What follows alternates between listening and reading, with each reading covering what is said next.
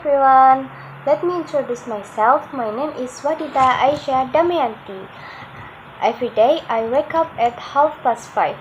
After that I pray and I take a shower, then get ready to go campus. And then I have a breakfast at 7 o'clock. I go to campus by motorbike at 7:15.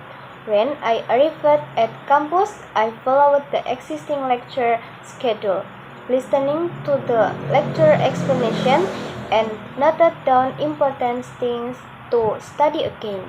I finished classes at 3:30 and then take a shower and pray. I do my homework at 4 o'clock.